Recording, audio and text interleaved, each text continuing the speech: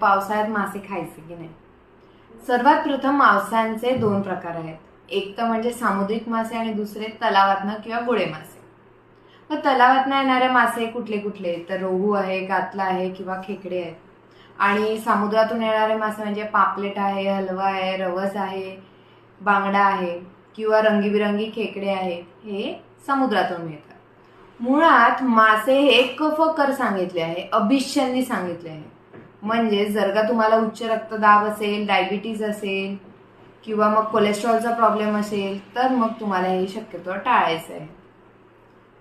आपण एक बघायला पाहिजे की पावसाळा हा सीझन माशांचा प्रजनन काळाचा असतो, म्हणून तुम्हाला पावसाळ्यामध्ये मासे खाणं टाळायचे आहे। आणि मुळातच मासे अभिषंधी आणि गुरु म्हणजे पचण्यात जड असल्यामुळे तुम्हाला पावसाळ्यात ते टाळायचे आहे, कारण आपल्या पोटात अग्नी मंद असतो। काही गोष्टी तुम्हाला नित्य नियमाने या पाळायच्या आहेत। म्हणजेच काय, तर माशांचे जे गुण आहेत व्हिटॅमिन D3 किंवा ओमेगा 3 हे तुम्हाला छान प्रकारे मिळतील जर का ते तुम्ही उत्तम वेळेत आणि योग्य प्रकारे खाल्ले तर।